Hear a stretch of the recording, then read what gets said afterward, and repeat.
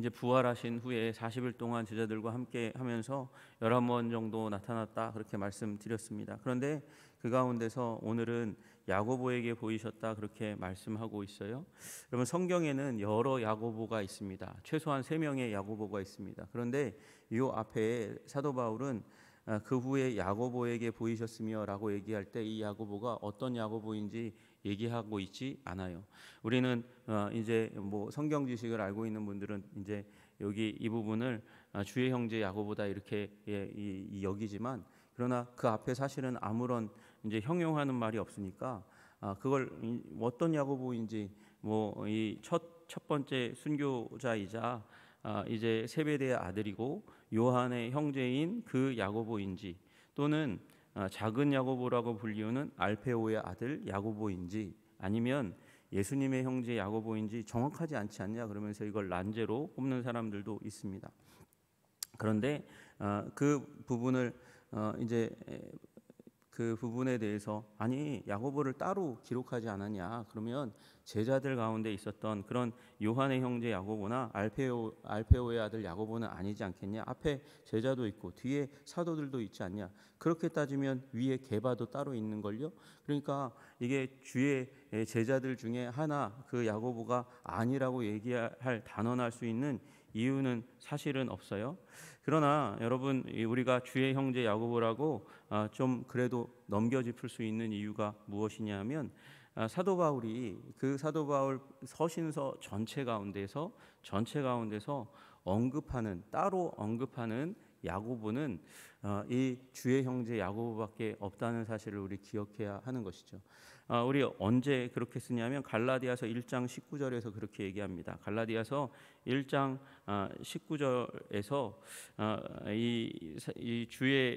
갈라디아서 2장 9절에서 뭐라고 쓰냐면, 또 기둥같이 여기는 야고보와 게바와 요한도 내게 주신 은혜를 알므로 나와 바나바에게 친교의 악수를 하였으며라고 얘기하고 있어요. 여러분 그런 그 가운데서 이 야고보가 어떤 야고보냐, 우리는 또 이제 물음을 던질 수 있지만 여러분 뒤에 있는 게바와 요한과 연결해서 우리가 보면 이 야고보는 다름 아니라 주의 형제 야고보라는 사실을 알게 됩니다. 여러분 게바와 요한이 오순절날 성령 받고 난 다음에 성전으로 예배드리러 올라갈 때 원래 둘이 경쟁자였거든요. 근데 그 경쟁자가 같이 성전에 올라갑니다. 이제 동무가 되었습니다. 같이 동역자가 되는 그 가운데서 올라갔고요. 그 다음에 갈라디아서가 쓰여질 이때에는 이미 예루살렘 교회가 왕성하게 일어나서 불일듯 일어나서 진행되어가는 그 가운데서 이미 이 순교자 야고보는 하나님의 부름을 순교해서 이제 부름받은 그런 상황 가운데 있었고, 다른 야고보는 사도행전에 등장하지가 않습니다. 그리고 주의 형제 야고보가 사도행전 15장에 이제 나타나서 그곳 가운데 예루살렘 공의회에서 오히려 베드로보다 더 뒤에 있으면서 의장으로서 의사결정하는 모습을 보여주게 돼요. 그래서 이게 주의 형제 야고보, 예수님과 함께 어린 시절을 같이 보낸 야고보라는 사실을 알게 되는 것이죠. 여러분 그런데 이 야고보는 다 아시다시피 예수님에 대해서 별로 믿음을 가지고 있지 않았던 사람이었습니다. 우리가 잘 알듯이 예수님의 가족들이 와서 예수님 사역하시는데 와가지고 예수님 불러내서 불신앙을 표현하고 그리고 사역에서 내려올 것을 요청하는 그런 모습들을 보여주었거든요. 요한복음 7장 5절에 그렇게 기록합니다. 이는 그 형제들까지도 예수를 믿지 아니함이로라. 그러니까 형제들은 예수님을 믿지 않았어요. 이 형제들의 이름을 최소한 우리는 야고보와 그리고 유다까지 알고 있는 거죠. 우리 신약 성경에 유다서를 쓴 유다도 주의 형제 유다입니다. 믿지 않았습니다. 그리고 또 이 형제들은 이 복음서 가운데 맥락 가운데서는요 이제 메시아라고 믿을 수 없도록 하는 요소 중에 하나로 평가되었습니다. 마태복음에 보면 이는 그 목수의 아들이 아니냐, 그러니까 요셉 얘기하는 거죠. 요셉의 아들이 아니냐 하면서 예수님을 비하하는 고향의 사람들을 보게 됩니다. 그의 어머니는 마리아, 그의 형제들은 야고보, 요셉, 시몬, 유다라 하지 않느냐 하면서 이제 예수님을 비하하는데 그의 형제들이 쓰이게 되는 것을 우리는 보게 됩니다. 여러분, 그런데 이런 어떻게 보면 예수님의 사역 가운데 예수님의 사역을 깔보고 부정적으로 보게 할 뿐만 아니라 예수님이 메시아 사역을 하는데도 불신을 가지고 있었던 야고보, 그 맨 앞에 있었던 형제들 중에서 예수님 다음 아들이기 때문에 그 앞에 제일 앞서서 있었던 사람이 바로 야고보라는 것이죠. 그런데 이 야고보가 나중에 보면 오순절날 이후로 보게 되면 사도와 같은 위치 가운데서 초대교회를 이끌어가는, 예루살렘 교회를 이끌어가는 그런 지도자로 등장하는 일이 일어납니다.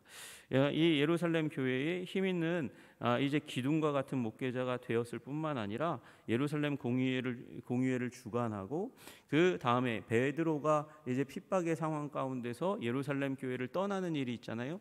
그 다음에 예루살렘 교회의 실질적인 이제 지도자로서 역사할 뿐만 아니라 나중에 여러분, 제가 한국 교회를 위해서 뭐 글을 하나 써서 이렇게 신문사에 보내서 내보내 주시오 그러면 안 내보내 주려고 그럴 거예요. 왜? 당신이 누군데 이렇게 얘기할 거거든요. 여러분, 그래서 그걸 설명하려면 한국 교회를 대표하는 목회자로서 이제 사역하려면 커리어가 있어야 되는 거잖아요. 여러분, 근데 어떤 한 사람이 내가 서신서를 썼으니까 유대인들은 이 서신서를 회람하면서 예수 그리스도를 믿는 믿음의 발전을 위해서 꼭 이 서신을 참조해야 합니다, 이렇게 얘기하면 자존심 강한 유대인들이 그 서신서를 유대 그리스도인들이 그 서신서를 그냥 보낸다고 넙죽 받겠습니까?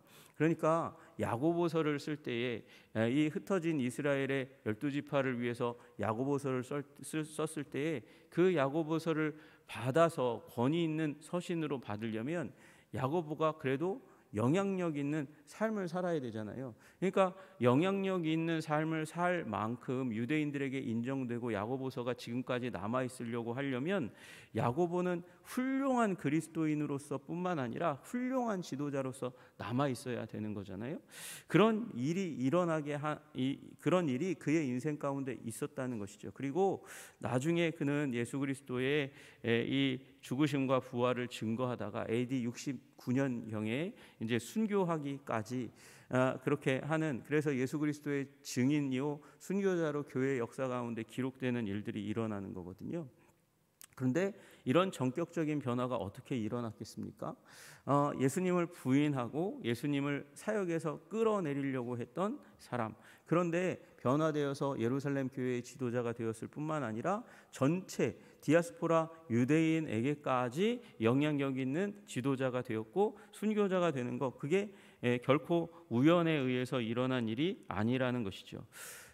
전승에 의하면 이 야고보는요 의로운 사람으로, 굉장히 의로운 사람으로 그렇게 여겨집니다. 의롭다는 말은 그냥 예수 믿었다고 붙여지는 칭호가 아니고 이 하나님이 주신 율법을 따라 열심을 가지고 살아갔다는 것을 의미하는 것이고, 또 이 야고보의 별명이 또 하나 있다면 그는 낙타 무릎의 사람이라고 불렸습니다.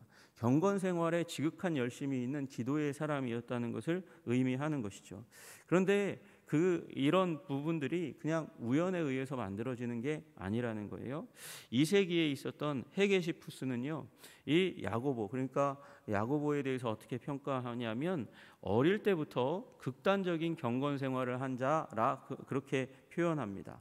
어떻게 극단적인 경건 생활을 했냐면 어렸을 때부터 나시린으로 들여져서 삭도를 머리에 대지 않았고 기름도 바르지 않았고, 이 나시린 좀 깜짝 놀랄 만한 일이지만 목욕도 잘 하지 않았다는 거예요.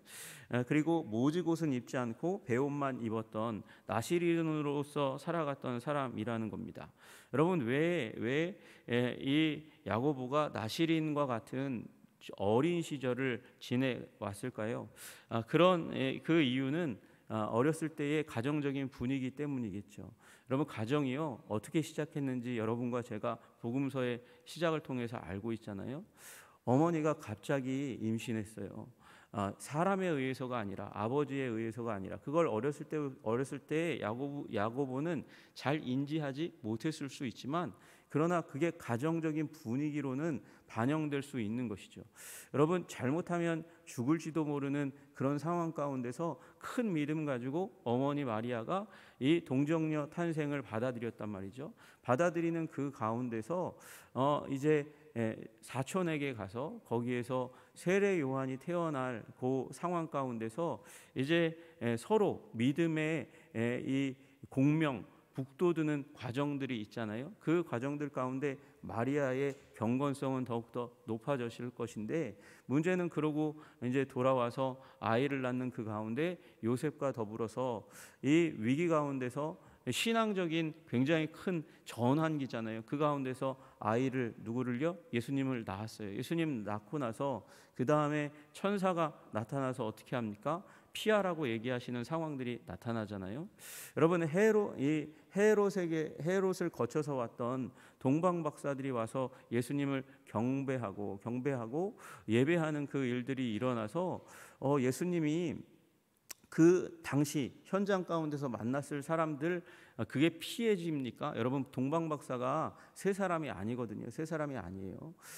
우리가 성경에는 요 세 개의 예물이 드려져서 동방 박사는 세 명이다 그렇게 여기지만 아마 더 많은 동방에서 온 이제 사절단이 있었을 겁니다. 그러니까 그들의 눈을 피하기가 굉장히 어려운 가운데 이제 특정되었습니다. 아기에게 동방으로부터 사람들이 와서 예물을 드리며 예배했다라는 사실이 삽시간에 퍼지게 되면 이제 아이를 잡아 죽이려고 하는 헤롯의 타겟이 될 것은 너무나 장명한 일이죠. 그 가운데 이제 애굽으로 도피하라고 하는 그런 일들이 일어났었어요. 그런 특별한 이 가정적인 분위기 가운데 누가 태어납니까? 야고보가 태어납니다. 그 야고보가 태어났을 그 상황은 어쩌면 애굽에 도피했을 때일 수도 있고 애굽에서 돌아오자마자 직전일 수도 있는 그런 상황입니다. 그러니까 굉장히 신비한 상황, 하나님이 개입하시고 섭리하시고 지키시고 보호하시는 상황 가운데서 태어났던 이 아이는 자라나면서 유대인으로서 교육을 받으면서 특별히 신앙적인 이 상황 가운데서 자라났고 때문에 그가 지극히 율법적인 유대교의 율법을 따라서 살아가는 한 사람이 된 것은 너무나 당연한 일일지도 모르겠습니다. 그런데 그의 눈으로 볼 때 그렇다면 예수님이 메시아로 보였을까요? 여러분 아마 바리새인들처럼 예수님이 이상하게 보이지 않았겠습니까? 예수님이 사역한다고 공생애를 시작한다고 어느 날 세례 요한을 찾아가서 세례를 받고 이제 40일 금식 기도를 하신다고 그러는 거예요. 형님이 그러신다는 거예요. 그런데 그 형님이 이제 공생애를 시작하시면서 자기도 깜짝 놀랄 만큼 형이 지혜로운 건 알았는데 형님이 지혜로우신 거는 알았는데 그런데 저렇게 지혜로울지는 몰랐거든요. 그리고 깜짝 놀라서 형님의 그 모습을 형제가 사실은 제일 그 사람의 본질을 잘 알고 있는 사람 아닙니까? 그런데 형님이 하시는 모습을 보니까 멋있기는 한데 그런데 어떻게 세리나 죄인들과 같이 함께 음식을 먹는 랍비일 수 있는가라는 의심이 들어갈 수밖에 없는 것이죠. 여러분 이 죄인들과 어울리면서 이방인들과도 거침없이 대화하시는 예수님의 모습을 보면서 이 형님이 이상한 방식으로 사역하는 걸 보면서 어쩌면 야고보는 실망의 실망을 거듭했을지 모르겠습니다. 여러분 그런 율법적인 관점으로 볼 때 예수님을 랍비에게서 공생애에서 끌어내리고 싶은 욕구가 이제 다른 바리새인들과 같이 이 야고보에게서도 일어났을 거라는 것입니다. 그런데 그 일이 전격적으로 그의 인생 가운데 사라지고 초대교회의 지도자가 되는 일이 일어났습니다. 그 계기가 어떻게 일어났겠습니까? 그냥 소문이요? 성령이 임하셨다는 소문이요? 성령이 교회 예수님을 따라다니던 무리들 가운데 임했다고 그래서 그걸 받으려고 아니요 그 이전에 이 초대교회 공동체 가운데 예수님의 형제들까지 같이 합류하는 일이 일어납니다. 그러니까 이 일이 일어난 이유는 이 야고보에게 예수님이 나타난 것 이외에는 설명하기가 굉장히 힘든 거예요. 여러분, 우리 이제 우리 갈라디아서에서 보면 이 게바, 어떻게 보면 수제자 아닙니까? 그러니까 수제자라는 말은 다시 얘기하면 수사도입니다. 머리가 되는 사도예요. 사도 중에 최고의 사도입니다. 우리가 지난번에 살펴보았듯이 예수님께서 제자들을 대표해서 베드로를 다루시잖아요. 디베랴 바다에서 만나 주셔가지고 너 나 사랑하니 내 양을 먹이라 치라 이렇게 말씀하시는 상황들이 베드로에게 말씀하심으로 말미암아 다른 사도들에게까지 다 말씀하시는 대표적인 사도인 그 베드로. 그 베드로도 좀 눈치 보고 그의 의견이나 말에 대해서 굉장히 귀를 기울일 수밖에 없는 존재였다는 것을 나타내는 사건을 이 사도 바울이 갈라디아서에 쓰거든요. 보세요. 게바가 안디옥에 이르렀을 때에, 게바가 안디옥에 왔을 때에 책망받을 일이 있기로 내가 그를 대면하여 책망하였노라. 누가 책망했다고요? 바울이 책망했대요. 그 일이 뭔가 봤더니 게바가 이방인과 함께 먹다가 그들이 누군가 봤더니 그가 할례자들을 두려워하여 떠나 물러가매. 그러니까 할례자들이 왔다는 거예요. 할례파 그리스도인들이 오니까 이방인과 함께 먹다가 물러갔다 그렇게 얘기하고 있습니다. 그러니까 이방인과 함께 먹는 것을 이 헬라파 유대인들이 정죄하고 소문 낼까봐 두려워가지고 베드로가 눈치 보고 피했다는 거예요. 그걸 바울이 지적했어요. 이게 책망했어요. 그래서 남은 유대인들도 그와 같이 외식하여 바나바도 그들의 외식에 유혹되었느니라. 여러분, 안디옥 교회가 어떤 교회입니까? 안디옥 교회가 유대인들도 있지만 이방인이 주류를 이루고 있는 교회인데 그곳 가운데 베드로가 와서 이방인과 함께 먹는 거, 그게 이 예루살렘에서 온 할례파 유대인에게 의해서 지적받을까봐 도망갔다. 그래서 책망했다고 얘기하는데, 여러분, 제가 일부러 안 읽은 부분이 있어요. 그게 뭐냐? 여기 할례파 그리스도인, 예루살렘 교회에서 온 할례파 그리스도인들을 표현할 때 뭐라고 쓰고 있냐면 야고보에게서 온 어떤 이들이라고 그렇게 쓰여져 있어요. 야고보에게서 온 어떤 이들.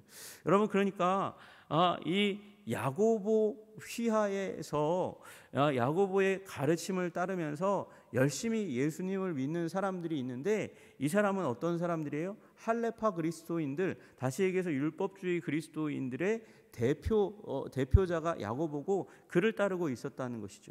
여러분, 베드로는요 아마 중간적인 인물이었을 거예요. 오히려 우리 다 아시다시피 바울은 디아스포라 유대인과 이방 선교의 대표자이고, 반대로 야고보는 오히려 할례파 그리스도인들, 율법주의적 그리스도인들의 대표자였는데, 심지어 누구도 베드로조차도 이 야고보의 눈치를 보고 있을 정도였다는 것입니다. 그리고 베드로가 이제 핍박의 일로 말미암아 예루살렘 교회를 나오니까 그 다음에 여기 이 교회를 책임지는 사람이 바로 다름 아니라 야고보, 주의 형제 야고보였다는 것이죠. 여러분, 율법을 엄격하게 지키는 경건주의 기독인의 대표자, 바로 이 야고보를 세워주신 게 바로 다름 아니라, 여러분, 원래는 이 야고보가 이 정통 유대인으로 자랐기 때문에 율법에 대해서 지극한 열심이 있고, 바리새인일 뿐만 아니라 나실인이라고 불릴 만큼, 낙타무릎이라고 불릴 만큼 경건의 대표자로 그렇게 지목할 만한 그런 사람인데, 예수님을 믿을 수 있는 인생의 계기가 여기 밖에는 없는 거예요. 야고보를 만나 주신 예수님이 부족하고 연약한 함량 미달인 사람도 만나 주셔서 그에게 믿음을 더해 주실 뿐만 아니라, 너무나 율법적인 열심이 가득해서 예수님이 들어올 수 없는 사람, 예수님의 죽으심과 부활의 신앙이 들어올 수 없는 사람도 만나 주시는 거죠. 그런 사람이 또 누가 있어요? 바로 다음 절에 우리가 읽었던 베드로 아니고 바울이요. 바울도 율법주의 열심이 가득한 사람이었잖아요. 그는 비록 디아스포라 유대인임에도 불구하고, 길리기아 다소 출신의 그리스도인임에도 불구하고, 그에게는 율법적인 자존심이 너무도 크고 자부심이 너무 크니까 예수님이 들어올 틈이 없다가 이제 다메섹으로 가는 그 길 가운데 예수님이 만나 주시니까, 그러니까 변화된 것처럼 이 야고보도 그렇게 만나 주셨다는 것이죠. 여러분, 원래 사람은 잘 변하지 않아요. 야고보는 원래 율법에 대한 열심이 있으니까 유대인 가운데서 태어난 할례파니까 그 열심대로 열심히 살아갔지만, 예수님 만났기 때문에 예수 신앙이 있게 되고, 예수님 만났기 때문에 그 만남 때문에 율법이 최고가 아니라 예수님을 믿는 믿음이 더 위에 있다는 것을 인정해서, 우리 사도행전에 잘 보이시는 대로 할례 받지 않아도 율법 준수 서약을 하지 않고 그냥 이 예수 그리스도를 믿는 믿음만으로 구원받는다고 얘기하는 그 현상들에서, 선교지에서 일어났던 얘기들을 쫙 얘기했던 바울의 말을 귀담아 듣고, 바울의 말이 일리가 있구나. 그리고 베드로가 그 전에 이제 이방인을 처음 만났을 때, 누구요? 고넬료를 처음 만났을 때 일어난 일을 보니까, 고넬료에게 할례하게 하고 율법 준수 서약하니까 성령님이 임하신 게 아니라 예수 그리스도에 대한 메시지를 할례 받지 않은, 율법 준수 서약하지 않은 그런 이방인에게 복음, 예수 그리스도에 대한 메시지를 딱 전했을 때, 아마 베드로의 속셈은 그랬을 거예요. 저 이렇게 예수 그리스도에 대해서 전하고 예수 믿을래? 그러면 그러면 그러고 할례 받고 그다음에 율법 준수 서약하면 그때 그 다음에 성령님께서 임하시겠지, 그렇게 생각했는데 안 했는데 성령님이 막 임하시는 것을 보고, 이방인을 받으시는 게 할례 받지 않아도 하나님께서 받으시는구나, 이 얘기를 베드로가 얘기했거든요. 그랬더니 인정하는 거예요. 야고보가 인정하는 거예요. 그렇지, 율법 준수를 통해서 하나님이 받으실 만한 경건한 의로운 사람이 되지 않고, 안 받았을 때에도 하나님께서 받으시고 인정하시고 구원하실 수 있구나라는 사실을 야고보가 겸손하게 순종하면서 내려놓는 일이 일어나게 됩니다. 여러분, 그래서 주의 형제 야고보, 이 할례파 유대인, 철저한 율법 준수 서약자들의 대표자로서 야고보가 사역하고, 예수님의 형제로서도 그 예수님의 죽으심과 부활, 다시 얘기해서 구원자 되심을 인정할 수 있는 교회의 지도자적인 위치로 탈바꿈시키기 위해서 야고보를 만나 주셨다는 것이죠.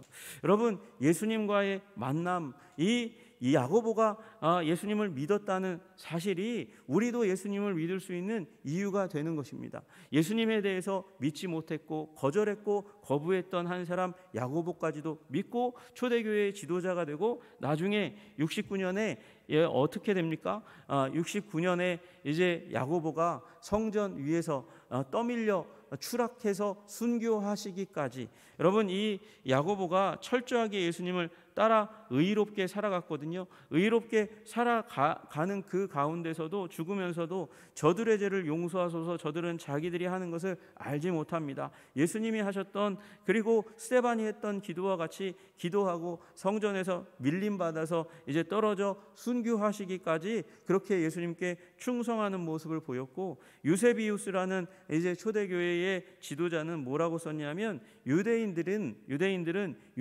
AD 70년에 그토록 잔인하게 로마 군병들에 의해서 철저하게 도륙당하고 정복당한 이유가 무엇인가? 그것은 그들이 야고보를 그토록, 의로운 야고보, 열심히 있는 야고보, 예루살렘 교회의 지도자 야고보를 그토록 잔인하게 죽였기 때문에 이토록 철저하게 응징받는 것이다, 그렇게 얘기할 만큼 야고보는 유대 그리스도인들에게 굉장히 중요한 경건의 아이콘으로 그렇게 헤아림을 받았단 말이죠.